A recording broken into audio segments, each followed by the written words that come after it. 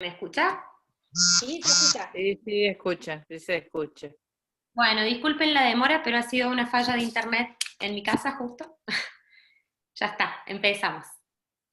Bueno, para no demorarnos más, el título de lo que vamos a hablar hoy es Neurociencia para incrementar la plasticidad neuronal.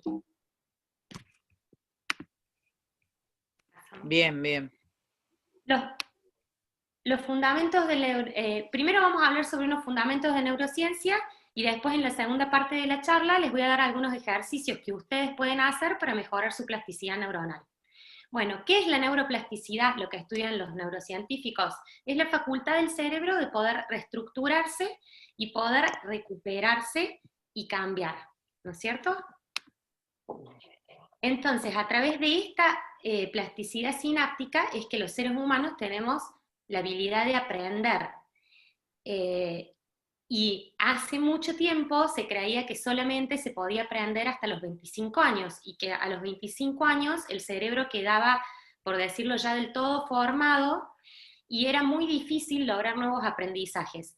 Pero esto con nuevos estudios se ha descubierto que no es así y que si bien el cerebro de un niño es mucho más maleable porque tiene menos redes neuronales ya creadas, igualmente una persona adulta o igual un anciano pueden aprender. Desaprendiendo pueden aprender cosas nuevas y ya les voy a explicar cómo. Rex, vaya, bueno. Todos estos, qué lindo que es ver gente tan conocida. Todos estos estudios empezaron en gusanos, luego pasaron a ratas, luego a animales más grandes y luego al cerebro humano. Lo que se empezó en un principio es estudiando o mapeando, se dice en neurociencia, el cerebro de un gusano que tiene muy poquitas neuronas a comparación de las nuestras. ¿Sí? Al estudiar esto, los neurocientíficos pudieron ver que las neuronas están conectadas por proteínas, y esas proteínas tienen que poder estar sintetizadas para que así hagan las conexiones neuronales. Cuando se hizo el mapeo del cerebro humano, se empezó por secciones, y de hecho al día de hoy todavía no se ha terminado de mapear todo el cerebro. Todos sabemos que el cerebro en un principio, bueno, tenemos solamente el izquierdo y el derecho, el analítico y el emocional. Después salió otra teoría, bueno, no, el cerebro está dividido en 4 sectores, le agregaron una parte más intuitiva y una creativa. ¿Sí? Hoy en día se sabe que el cerebro tiene muchísimas más funciones, pero aún no se han podido estudiar todas. ¿Qué es un conectoma o qué es esta proteína que une las neuronas? Que era lo que les estaba explicando que hace que las neuronas se conecten entre sí. El conectoma es como un hilito, como una red, que va uniendo las neuronas y que así arma caminos. Supongamos que llueve, ¿sí? Tenemos una montaña que no tiene ningún surco. Llueve y una piedrita cae por un lugar y deja un pequeño surquito. Ese sería como un conectoma débil de un recuerdo o una experiencia, un aprendizaje que hayamos tenido 1, 2, 3 veces. Vuelve a llover, vuelven a caer piedritas por el mismo surco. Mientras más grande se hace ese surco, eso es lo mismo que pasa en nuestro cerebro. Si ese surco es positivo, está fantástico tenerlo. Si ese surco es negativo, en el caso de que nosotros querramos cambiarlo, es decir, si siempre frente a una determinada palabra o una determinada persona o lo que sea, tenemos la misma actitud negativa, ya tenemos un conectoma creado así, tenemos como ese surco que hay en la montaña creado. Para poder corregirlo, tenemos que desaprenderlo y volver a aprenderlo. Estas son neuronas reales y los conectomas sacados a través de imágenes que sacan los científicos, y vemos que apenas tenemos una experiencia, en las primeras 24 horas se ve como en la primera figura que tienen a su izquierda. A las 2 semanas, si esa experiencia se sigue repitiendo, el conectoma ven que se hace más fuerte. A los 2 meses, el conectoma, en la última figura, se hace más fuerte aún, y así. Entonces, si son experiencias positivas, recordemos que los conectomas está fantástico tenerlos y seguirlos utilizando, pero apenas detectemos que empecemos a tener hábitos conductuales que sean negativos, es importante detectarlos mientras antes podamos porque nos va a ser más fácil cambiarlo, porque el conectoma, ese surco que tenemos, es mucho más débil. ¿Qué pasa en la neurociencia en el mundo? La neurociencia en realidad es una ciencia muy nueva, por decirlo de alguna manera. Hoy en día las universidades que más se destacan en estudios de neurociencia en Estados Unidos son Harvard y el MIT, el Massachusetts Institute of Technology. En Argentina, en Brasil y en Colombia hay las 3 universidades nacionales. En Argentina la UBA, en Brasil la Universidad de Río do Grande y en Colombia la Universidad Nacional. Tienen fuertes equipos de investigación en neurociencia, y en Europa hay 2 países que se destacan, uno, el Reino Unido, con la Universidad de Oxford, que investiga mucho sobre esto y ha hecho muchos adelantos, y otro, la Universidad de Barcelona en España. España tiene un gran equipo de científicos que ha ayudado a muchas de las otras universidades internacionales a hacer avances, y el gobierno ha invertido mucha plata para que esto se pueda hacer. Todos estos estudios son muy caros y no se hacen simplemente por el hecho de que, de que este conocimiento crezca porque sí, sino porque es muy importante para, por ejemplo, detener enfermedades como el Alzheimer o enfermedades que son degenerativas a nivel mental. Bueno, ¿se puede aprender cuando uno es grande? Ya lo mencioné en un principio, sí, se puede aprender. La única diferencia entre un niño y un adolescente, un adulto o un anciano es que tenemos conectomas que son más fuertes. Entonces, vamos a tener que tener un poco más de voluntad consciente para poderlos cambiar, mientras que un niño está recién creando sus conectomas y tiene muy pocos. ¿Sí? Aprende a caminar, tiene uno, aprende a comer solo, tiene otro, aprende a ir al baño solo, tiene otro, pero es muy paulatino en el niño y tiene muy poquitos. El adulto, al tener más, puede aprender, pero va a tener que hacer más esfuerzo. El cerebro cambia cada vez que uno aprende algo, entonces todos los días, por cualquier cosa que veamos en la tele, por cualquier incentivo, por cualquier conversación, ¿estaríamos todo el tiempo aprendiendo? No, el cerebro no aprende todo el tiempo.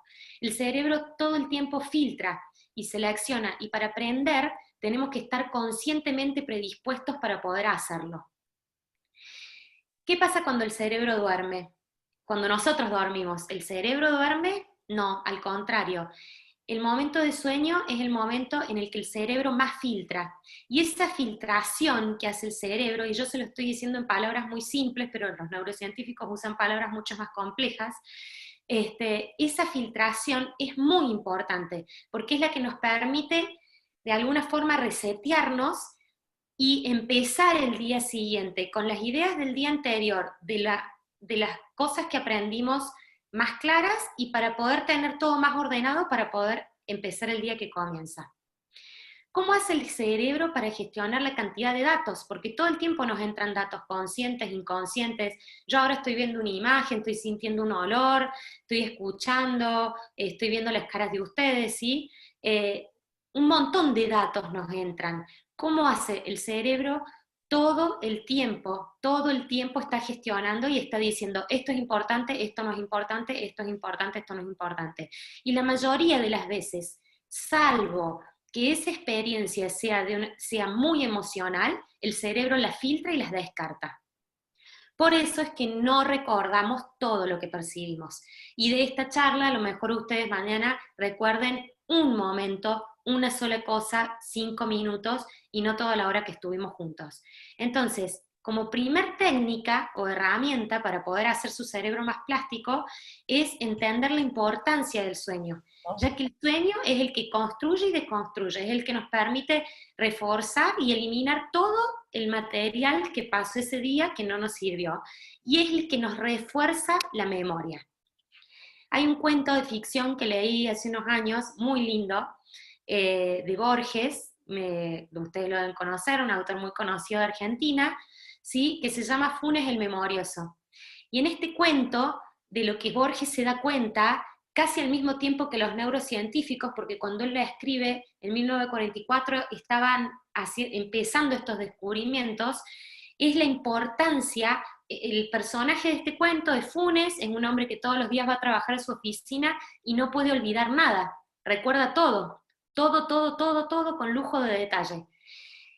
Y eso termina siendo un karma, una maldición para Funes. De hecho, existe una enfermedad que es la que debe tener este personaje, Funes, que describe Borges, que la tienen muy pocas personas en la población, que son personas que tienen memorias completas, totales, que el cerebro nunca filtra, no importa si el cerebro durmió, descansó, no filtra.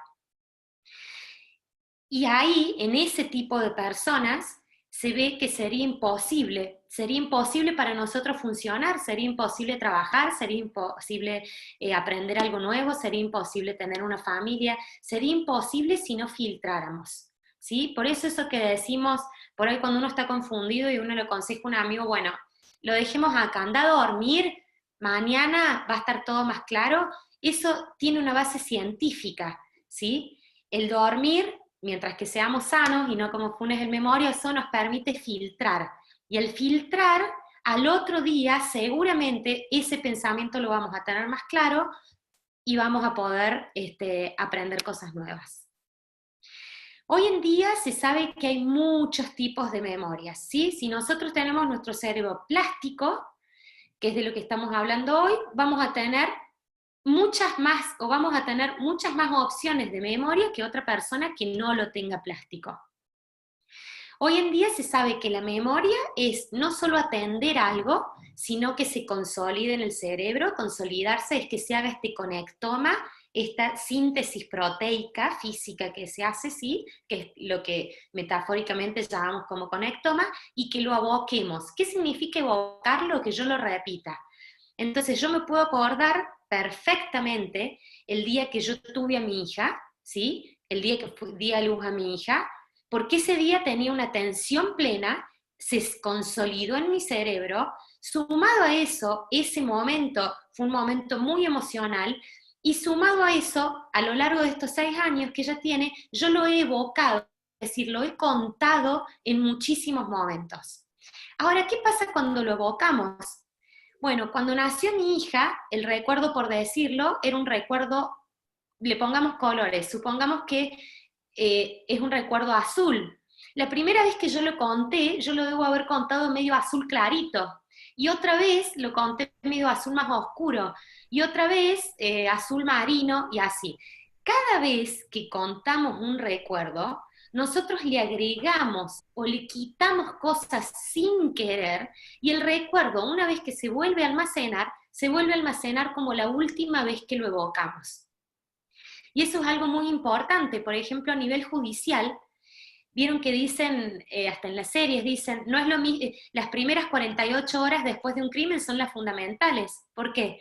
Porque si yo le tomo testimonio a una persona que vio un crimen dentro de las primeras 48 horas, la persona obviamente ese fue un momento en el que prestó mucha atención, en el que se le consolidó porque hubo una emoción muy fuerte al ver esto, ¿sí? Si él fue testigo de algo violento. Pero la primera vez que lo va a evocar va a ser conmigo, ¿sí? El abogado, el juez, el policía, etc. O a lo sumo será la segunda vez que lo evoque, si en el medio se lo contó a otra persona. Pero es algo muy importante a nivel judicial que esa persona no haya evocado ese recuerdo que tiene en su memoria muchas veces, porque si lo evocó muchas veces sin querer y sin querer dar un falso testimonio, le va a agregar o quitar cosas, porque va a estar repitiendo la memoria de su última evocación y no la memoria del hecho real. Hoy en día se dice que en general las personas que son más activas, y trátense de buscar acá ustedes a ver en cuáles de las cuatro se sienten identificados, tienen una memoria operativa.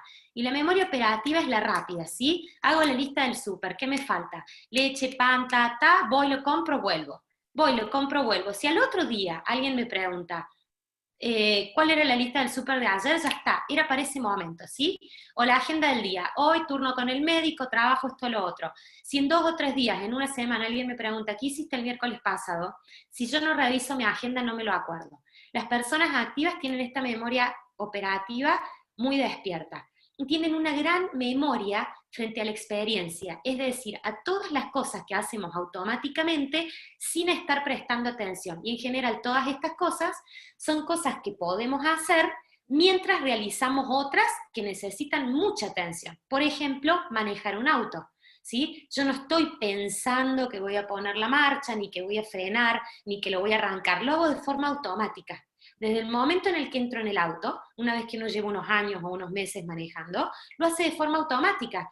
Y mientras que esté en el auto va hablando, va tomando un café, va comiendo una galletita, va pensando en lo que tiene que hacer cuando llegue al trabajo, va escuchando música, va cantando, va mirando el entorno, y igual puede manejar. Lo mismo pasa acá en Argentina, y no sé en qué otros países toman mate, ¿sí? Tomar mate es algo tan habitual y tenemos el conectoma tan fuerte que nosotros podemos tomar mate y estudiar, tomar mate y estar cursando un MBA, ¿sí? Completamente concentrados y sin embargo estar entre todos en grupo pasándonos el mate, que por favor no lo hagan ahora que estamos todos en cuarentena, no se lo pasen, cada uno su mate individual. Las personas líderes en general tienen mucha memoria social, es decir, recuerdan detalles personales, recuerdan qué tal se divorció, qué tal hizo tal gesto, qué tal se puso tal cosa, que estaba contento, que estaba triste, ¿sí? Cómo le habló, qué le contó, algo de su vida, y tienen una gran memoria emocional. Y en general esto es lo que los hace grandes líderes. La memoria emocional es, por ejemplo, qué momentos emotivos recuerdan ustedes en su vida. Seguramente si yo les digo, ¿recuerdan su primer beso lo recuerdan. Y después debe haber habido 100, 10 o 1000 besos más y no los recuerdan. Pero ese, el primero, causó tanta emoción, les pasó tanto por el cuerpo, como dice nuestro querido Justo, que no lo van a olvidar nunca, ni aunque tengan 90 años, ¿sí? Esa memoria emocional es la que en general los líderes tienen de forma natural. Las personas a las que llamamos inteligentes o con un IQ en un nivel muy alto son personas que tienen memorias semánticas y memorias episódicas muy fuertes. Memorias semánticas es para aprender significados. Son personas que pueden estudiar, que pueden recordar datos. Y episódicas es que dentro de esos significados o de cosas que aprenden, de conceptos que aprenden, pueden recordar dónde fueron, cuándo, recuerdan años, números, en qué circunstancia lo estudiaron, etc. Las personas creativas, y esta es la última memoria que se ha descubierto, es la más moderna, estamos hablando de 3, 4 años atrás, ¿sí? Se habla de que un Picasso tuvo, una gran memoria emocional, pero a esa memoria emocional, que ustedes ya la están viendo en una persona líder, se le agrega el hecho de la pasión, es decir, que es una persona que estaba tan apasionada por la pintura y le causaba tantas emociones que eso lo hacía ser sumamente creativo. Pero para llegar al momento creativo, esa persona necesita algo fundamental, que estuvimos hablando hace un ratito, que es momentos de ocio. Ese momento de ocio puede ser dormir, puede ser estar relajado sin hacer nada, puede ser estar escuchando una música sin letra, en la que simplemente podamos estar relajados en un momento de relajación, que es cuando después dicen los artistas en general, y de pronto me vino el eureka. Bueno, el eureka viene cuando tengo una pasión, cuando algo me apasiona mucho, me emociona, pero yo en mi vida me doy esos momentos de ocio.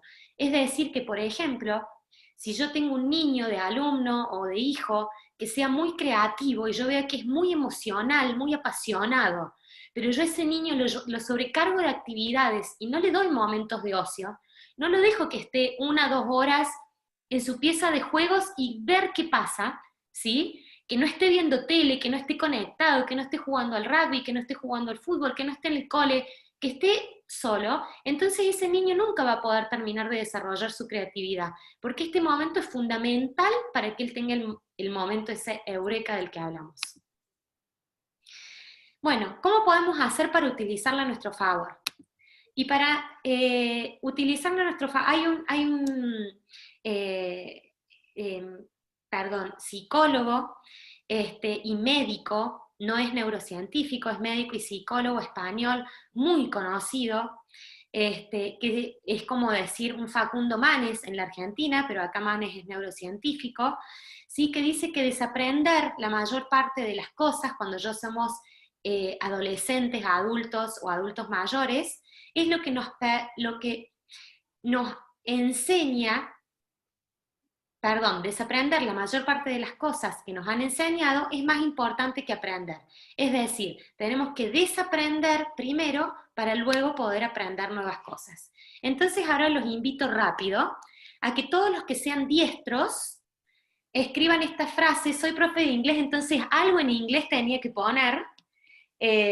¿Sí? Escriban esta frase en un papel con mano alzada, ¿sí? Escriban think different, con la mano con la que escriben siempre. No les voy a hacer ejercicios de todas las herramientas, solo de una, prometo, así todos se pueden ir a cenar.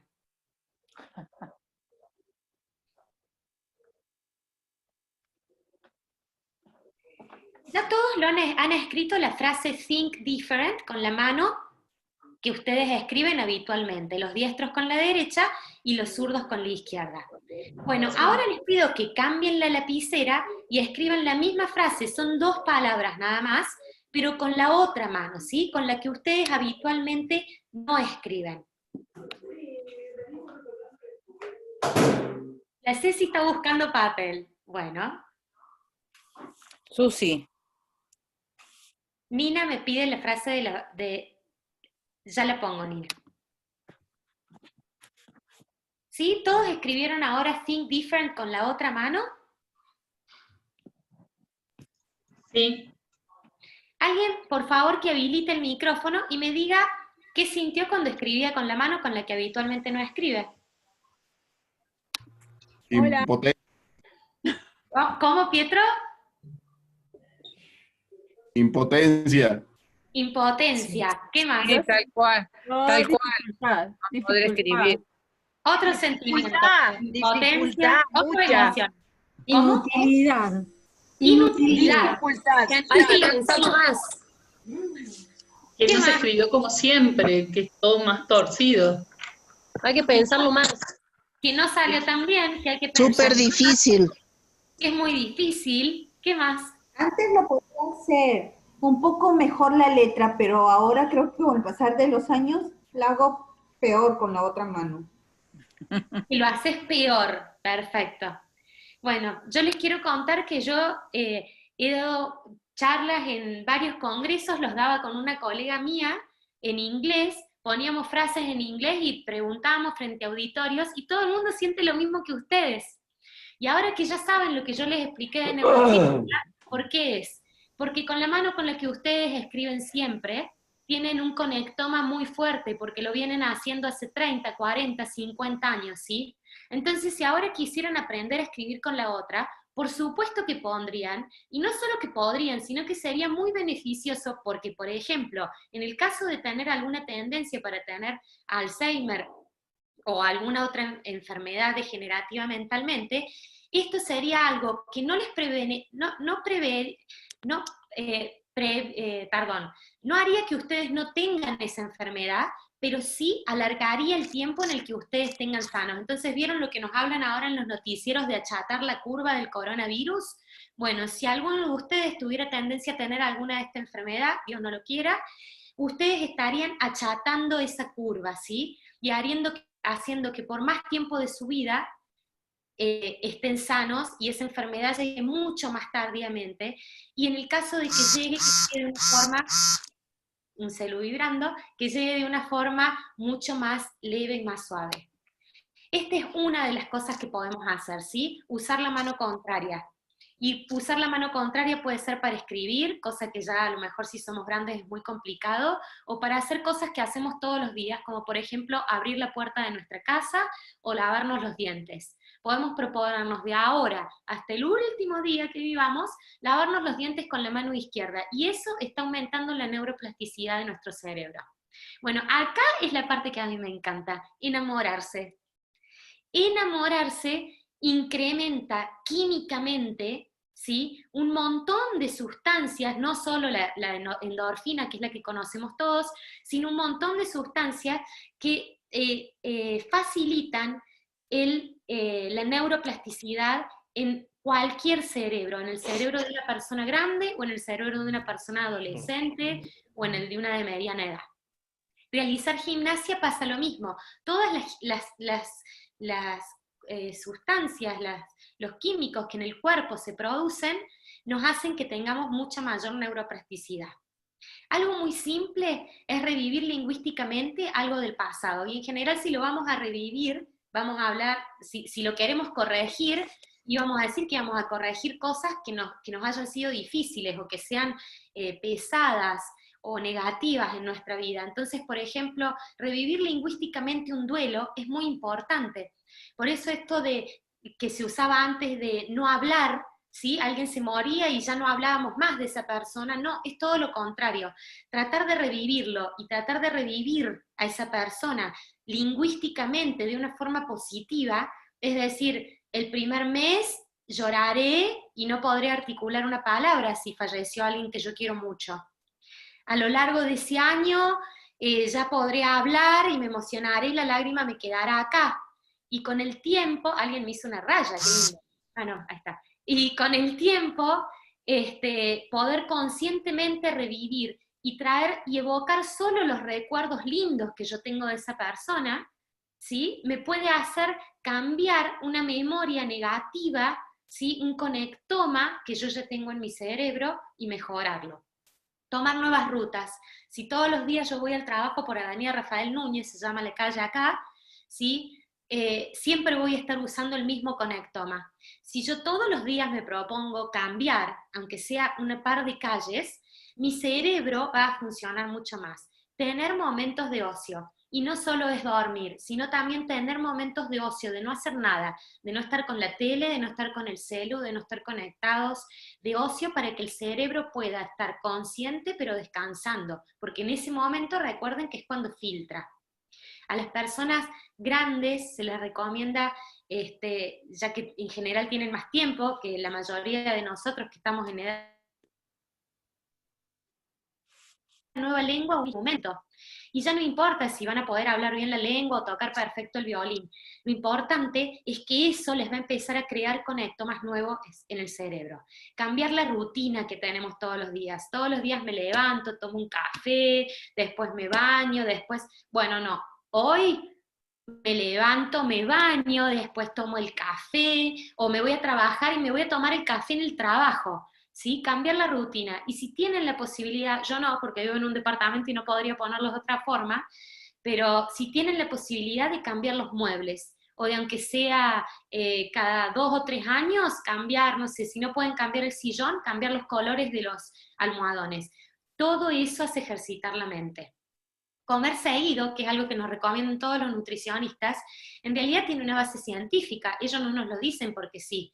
Si yo no como en todo el día, yo puedo haber hecho gimnasia, estar súper enamorada, estar escribiendo todo con la mano izquierda, haberme ido por el medio del barrio en vez de por la Rafael Núñez y haber dormido 8 horas, ¿sí? Pero si yo ese día no como nada, mi cerebro, llega un momento que mi cuerpo empieza a tomar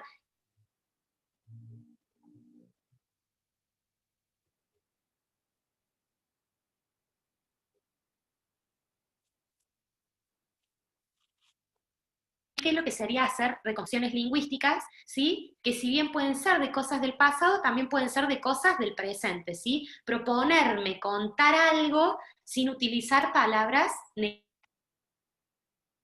Proponerme contar algo sin utilizar, ¿sí?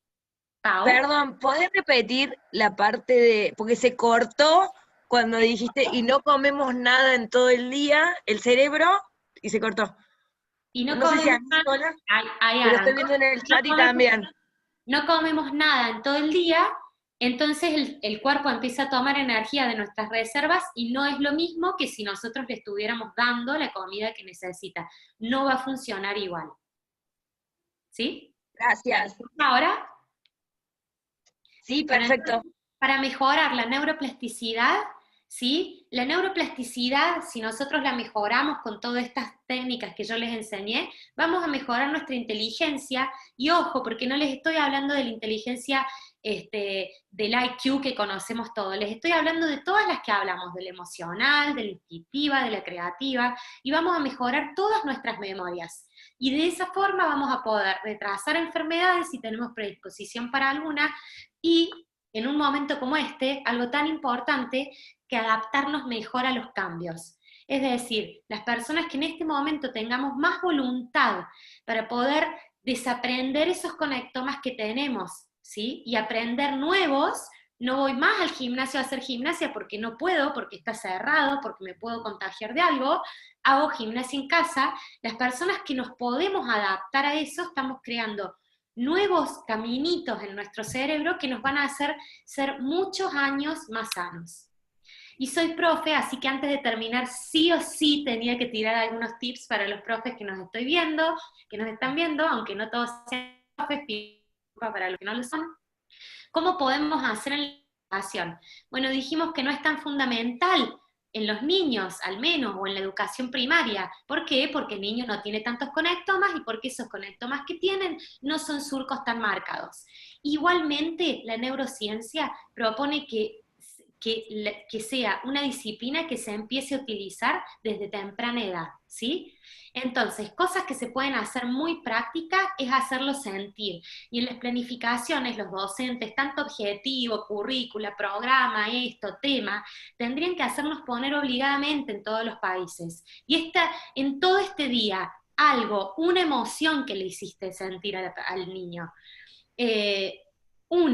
Aunque sea una por día en una actividad, pero hacerlo sentir. Los chicos, si yo les pregunto algo que recuerdan de su secundaria, de su primaria, seguramente ustedes me van a contar algo que evoca alguna emoción, ¿sí? Me van a contar un acto en el que la pasaron bárbaro, se redivirtieron, me van a contar un viaje de estudio con sus amigos, en donde les pasaron experiencias nuevas, no me van a contar la clase típica de matemática o lengua estructural.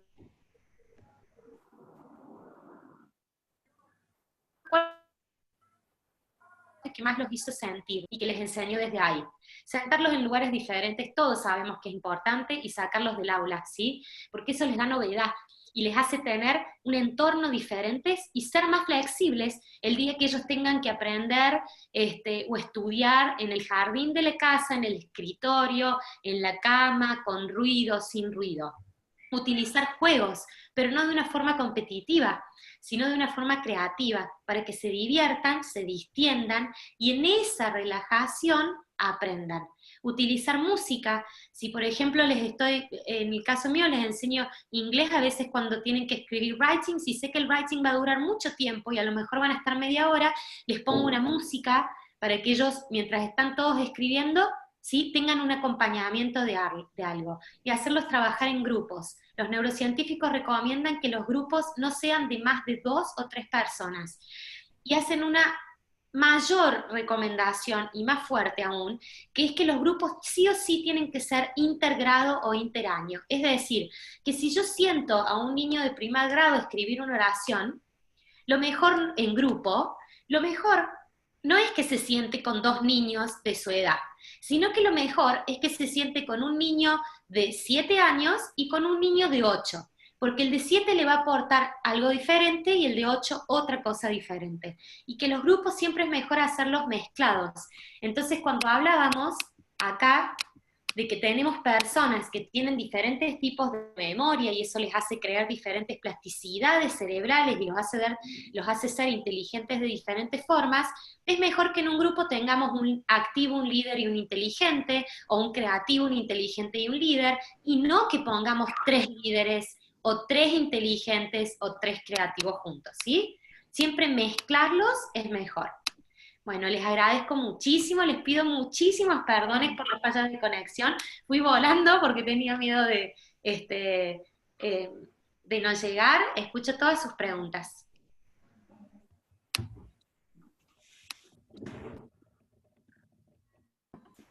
Súper bueno, me encantó. Ahora, la verdad es que no pude estar en la primera parte, pero gracias. bueno, muchas gracias. Hola, Sil, gracias. Excelente el tema, me encanta, me fascina y me encantó también cómo lo transmitiste. Muchas gracias. Yo tengo una pregunta en la Decime. parte, bueno, por lo general dicen 21 días para tener un hábito. Con lo que tú me acabas de decir y ratificar, porque ya había escuchado antes, pero con lo que tú me dices, serían 60 días que se necesita o entendí mal, como para No, repetir y cambiar este los, fonema, ¿era? los Sí, neurocientíficos no han fonema. marcado, hay muchas teorías acerca de, hay muchas teorías y ha ido cambiando mucho con respecto a cuánto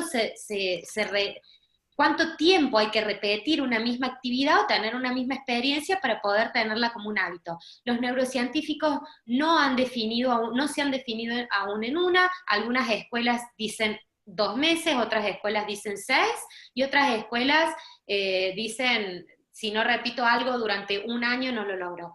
En ese cuadro, lo que yo les quise mostrar es la progresión, que el conectoma, ¿sí? Esta síntesis de proteínas, es cada vez más fuerte. Si yo lo hubiera hecho más progresivo, ahí estaba a las 24 horas, a las 2 semanas y a los 2 meses. Si yo hubiera seguido y lo hubiera hecho al año, ese conectoma, esa conexión, hubiera sido más marcada aún. Es decir, si nosotros nos estudiaran nuestro cerebro, nos pusieran una vincha y nos estudiaran nuestro cerebro, el neurocientífico podría saber cuál recuerdo es más viejo, de acuerdo a cuál tiene el conectoma más grueso. Y cuando digo grueso, es literal grueso, es físicamente, ¿sí? Esa red está física, hecha por síntesis de proteínas. Antes se creía que esto era todo abstracto y que no, que teníamos las neuronas y nada más.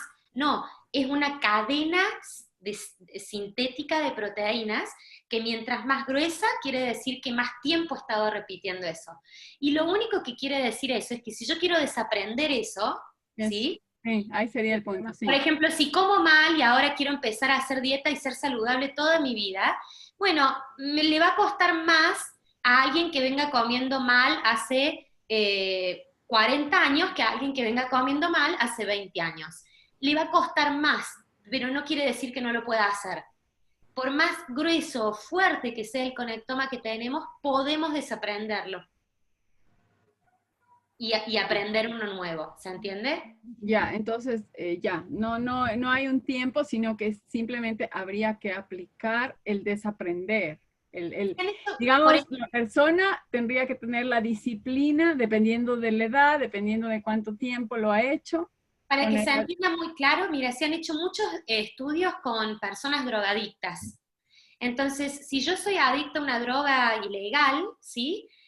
Supongamos que soy adicta al éxtasis, y yo soy adicta al éxtasis y he sido adicta por 6 meses, en mi cerebro la liñita sería finita como un hilo. Si yo fui adicta al éxtasis por 10 años, en mi cerebro sería como una lana, ¿no es cierto? Para ejemplificarlo. Entonces, ¿pueden esas dos personas dejar de ser adictas? Sí, ambas. La que hace 6 meses, la que tiene el hilo, y la que tiene el conectoma como una lana, ¿sí? La que hace 10 años. ¿Cuál tiene más posibilidades de recaída según los estudios científicos y los porcentajes que se han hecho? Claramente, la que hace 10 años tiene más posibilidades de recaída. Entonces eso es simple también en una dieta, ¿sí? Si yo siempre comí mal, por más voluntad que tenga, seguramente en algún momento voy a tener más recaída que otra persona que ya viene comiendo bien y sanamente hace muchísimos años. Pero todos lo pueden lograr. Así yo he sido adicta muchísimos años a una droga, por ejemplo, también puedo lograr no serlo más. Solo voy a tener que tener más voluntad, más apoyo, y ya cuando hablamos de drogas, ¿no es cierto?, no hablamos solo de voluntad, hablamos de que vamos a tener que tener todo un equipo alrededor de profesionales que nos ayuden. Muchas gracias. Aló, muchas gracias, Karina. Hola. Hola. Karina. Karina. ¿Karina? Silvina. Silvina, perdón. Silvina. Silvina, soy Liz, quería hacerte una consulta. Decime, Liz, te estoy buscando. Yo Ahí también está. soy docente y obviamente el gran problema que tengo es que justamente los estudiantes, para dar los exámenes, como estudian de un día para otro, su memoria es a corto plazo, no es a largo plazo. Entonces, ¿cómo podría yo mejorar esta situación en ellos? Las memorias, cuando hablamos de memoria a corto plazo o a largo plazo, en realidad no estamos siendo tan específicos. Si hablamos de memoria, en realidad la memoria es cualquier cosa que nosotros podamos evocar. Es decir, que si vos le diste para estudiar, te lo voy a explicar simple, si yo le di para estudiar a los chicos, justo mañana mis alumnos tienen que dar una composición en Simple Present. Si mis alumnos mañana la dan, obviamente mañana la van a dar todos, porque saben que la tienen que dar, ¿sí? Y que les voy a poner nota. Entonces mañana todos me la van a decir. Ahora, ¿cómo voy a saber yo cuán fuerte fue ese conectoma? Ahí se creó un conectoma, porque ellos de un día para el otro estudiaron y me lo pudieron decir. Bueno, yo voy a saber si yo a la semana les vuelvo a preguntar lo mismo y los chicos me lo pueden repetir, el chico que me lo puede repetir, claramente ese conectoma lo tuvo un poco más fuerte que el otro. Ahora, no podemos dejarlo en manos de los chicos, ¿sí? Porque los profes somos nosotros y nosotros les estamos enseñando. Entonces, ¿cuál es el secreto para que ellos tengan memoria a largo plazo, por decirlo de alguna forma? Porque para que internalicen un contenido, un aprendizaje que les estamos dando, es evocarlo, evocarlo y evocarlo. Es decir, que mañana ellos me tienen que dar Simple Present y va con nota. Y yo, en la semana que viene, voy a dar otro tema gramatical. Pero 10 minutos, 5 minutos cuando empecé y cuando terminé la clase, voy a evocar. ¿Qué quiere decir? Les voy a preguntar algo del Simple Present, aunque no sea el tema que esté dando. Les voy a decir, ¿se acuerdan de tal cosa que poníamos tal otra? 2 minutos. Y la otra semana se los voy a volver a evocar. Y la otra semana se los voy a volver a evocar. Primero se los evoco yo, y luego hago que ellos lo evoquen, ¿sí? Es repetición, repetición, repetición del profesor.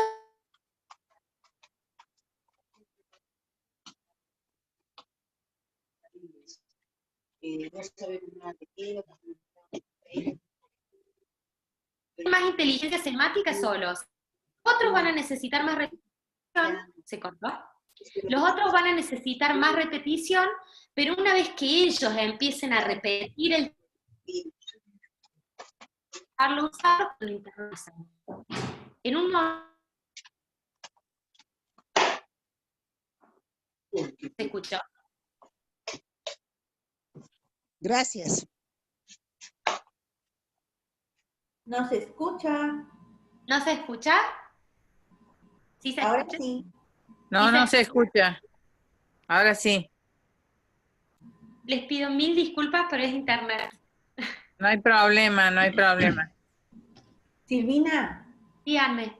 ¿sabes qué? Mira, con respecto a lo que comentaba mi anterior compañera, el detalle es de que a mí me ha funcionado un tips y te lo voy a compartir. Yo soy psicóloga, pero he estado enseñando a nivel superior Sí. para su formación inicial para psicólogos. Entonces lo que yo hice al inicio era que dictaba las clases y normal y veía pues como que al final a veces llegaba el examen y nada. Entonces la segunda táctica que tomé después del segundo, la segunda parte del ciclo fue que daba una clase, lo hacía participativa, como tú lo dijiste, los grupos pequeños de 2 a 3, porque cuando es mucho se desorganizan y se entran a la chacha, por decirlo así, o sea, acá a la conversación. ¿Sí? Y empecé a que clase que terminábamos y antes de terminar, unos 5 minutos decían ya, ¿qué fue lo que les marcó? Y pedía 5 intervenciones. Perfecto, muy bien. La siguiente clase empezaba 5 minutos, era, ¿qué hemos visto en la clase anterior? ¿Qué tema mínimamente fue? Ya, ¿qué fue lo que les marcó? Ya, perfecto. Después de eso, entonces lo enlazaba con la actual y terminaba. Y como ellos tenían sus sílabos, entonces ellos ya veían que la siguiente clase era otro tema, ¿no? Y entonces así como que hice que para el final ellos pudieran mejorar en el tema de su memoria y recordar las temáticas. No fue a todos, pero sí fue a una gran mayoría. Tal vez Porque eso les puede ayudar. lo que estás haciendo es hacerlos evocar, que ellos lo digan. Al ellos decirlo, vuelven a guardar el recuerdo. Se los volvés a hacer decir en palabra y vuelven a evocar el recuerdo. Evocarlo puede ser lingüísticamente o puede ser, vamos a hacer un cuadro, un dibujo, se acuerdan de tal cosa, lo podemos hacer de muchas formas. En general utilizamos el lenguaje, pero es por eso que los hacías memorizar de alguna forma. En clase les estabas haciendo ejercitar y memorizar, ellos tenían que internalizar. Bueno, ¿alguna pregunta más? Hola Silvina. Hola, ¿quién habla? Moto. Hola, saluda Alcides. Hola, ¿cómo Una estás? preguntita. Decime. Yo soy psicólogo y trabajo en un colegio de mujeres. ¿Sí? Y los profesores, muchos se abocan solamente a potencializar las competencias cognitivas. Entonces yo intervine ya hace 2 años en el colegio de mujeres y lo que puse como estrategia a todas las niñas, hacerles jugar. Saltasogas, jala fuerza y tiros de puntos como de esos dardos que se tiran, pero con pelotitas, pegas. Entonces les hice jugar a las niñas. Eso empecé en el mes de mayo, así. Y para el mes para el siguiente semestre, las niñas empezaron a subir las notas. O sea, ellas con las actividades que ponía yo como juegos, por una condicionante de recreación, pero en el trasfondo estaba estimulando todas las actividades psicomotrices, ¿no? Todas las zonas, como dices ahí, los contactos que hay. Todos esos juegos que vos les decías hacer al ser físicos hacen que se activen un montón de sustancias en el cuerpo que cuando el chico se sentaba después a trabajar y vos decís rendía mejor, y rendía mejor ya porque físicamente tenía todo adentro más despierto, ¿se entiende? Más oxigenado. Exactamente. Más conectores se habían Es como activado. cuando nosotros para los exámenes finales les damos caramelos. Los chicos nunca pueden comer en clase, pero para los cosa que no me parece tan bien, en realidad, si fuera algo chiquito deberían poder comer, pero bueno, yo no decido. Y para los exámenes finales nos dejan darles caramelos. ¿Y por qué? Porque el azúcar al chico lo despierta, pero lo despierta físicamente, no es porque soy dulce y le quiero dar un caramelo, ¿sí? Son todos factores que estimulan. Lo mismo que, por ejemplo, eso que decimos que hayan comido, que el chico obviamente, un chico en un colegio marginal, que salió a 2 o 3 recreos y no comió nada en ningún recreo, no hay forma de que físicamente y mentalmente esté igual que un chico que salió y en los 3 recreos tuvo su merienda, ¿sí? O sea, snack. No va a poder rendir igual, porque ya desde lo físico no va a poder tener la misma neuroplasticidad. Sí, y para terminar, ahí algunas profesoras decían, "No, el psicólogo ha venido a hacer jugar nomás a las niñas y está como cuidador de niñas", decía, ¿no? Que Pero yo tenés le que ser para que decía, te hay otro despierte. enfoque porque el juego estimula las zonas cerebrales y Exacto, así aprende más efectivamente. así es. Sí, gracias, gracias. Muy Gracias a vos. interesante tus temas. Gracias. Espero estar el próximo miércoles. Bueno, muchas gracias. Bendiciones. Gracias. Una pregunta más, si quieren. Aló, Silvina. Soy José Manuel. A ver. Aló, Silvina. Hola, ¿cómo estás, José? Gracias por todo el tema que nos estás dando. Estoy desde Lima, Perú, escuchándote. Yo también soy coach de las primeras promociones de coach educativo acá en el Perú, con Justo y toda esta experiencia maravillosa. Yo quería preguntarte un poco más en el campo de la plasticidad del cerebro. Hay momentos en que conozco personas que desarrollan mucha ansiedad, ¿no? Mucha ansiedad y ellas se ponen, bueno, tensas al punto de que a veces no les falta un poco la respiración o se ponen a llorar. Entonces, ¿cómo podemos ayudar desde lo que tú has compartido a estas personas, ¿no? Bueno, Porque se supone que la ansiedad son como procesos neuronales más gruesos que tú decías, ¿no?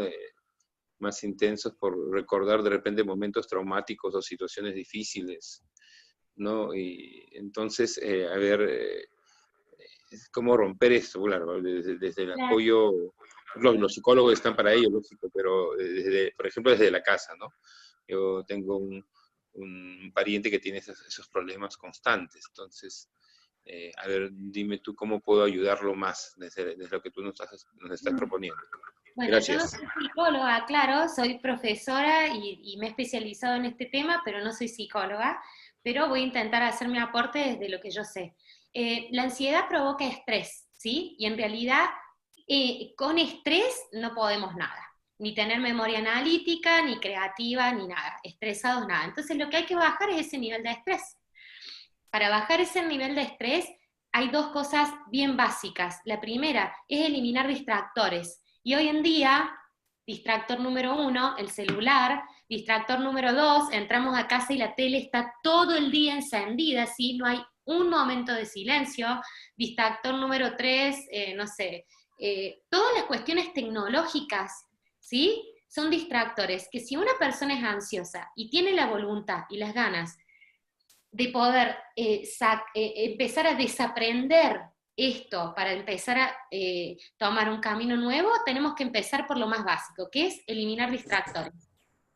Luego de que eliminemos distractores, vamos a tener que ir, y seguramente eso ahí sí ya psicólogos o con un coach, depende cuál sea la raíz de esa emoción, sí vamos a tener que ir a la raíz, por qué esta persona se siente así, para qué le serviría cambiar, ¿sí? Investigando un poco, explorando un poco sobre esto que le pasa a la persona, puede venir desde muchos lados la ansiedad.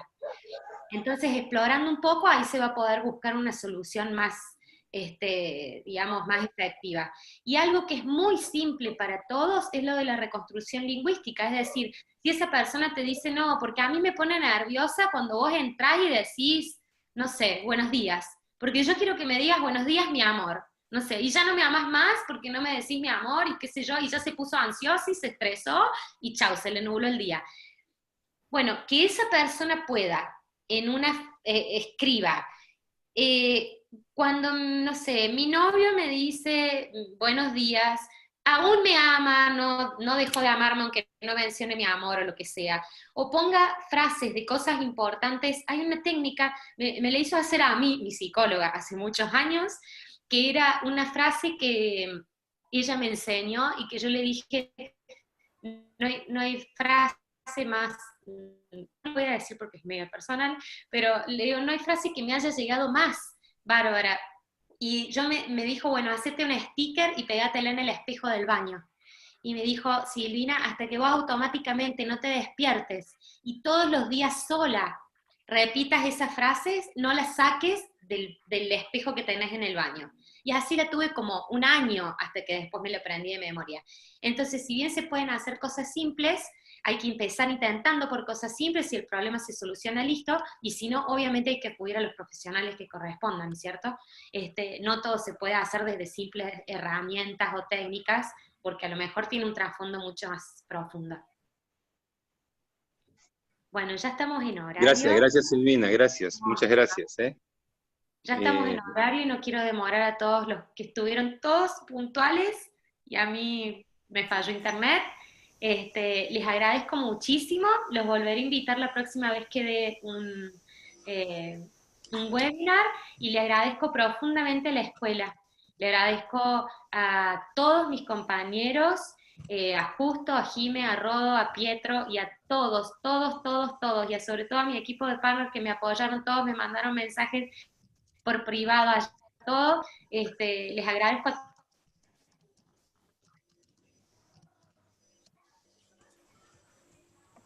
Se congeló. Se congeló. Bueno, por si no vuelve la señal, gracias a todos los que estuvieron presentes hoy. Los que son parte de la escuela compartimos siempre los links de las grabaciones de los laboratorios en el grupo de la TAM, donde están todas las personas de Latinoamérica. Y bueno, el resto está invitado para seguir compartiendo este espacio miércoles cada 15 días en nuestras redes, tanto Facebook e Instagram, Coaching Educativo Global. Ahí vamos compartiendo las distintas ponencias y los profesionales que van a compartir los temas cada miércoles.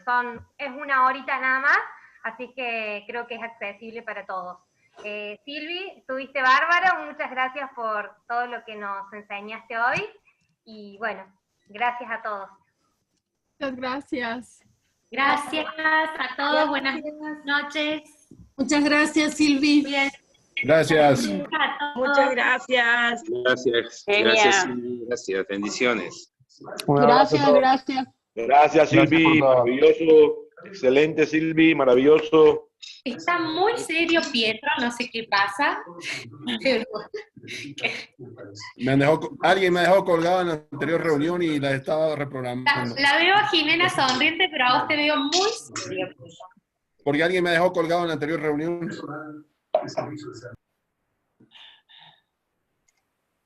¿Aló?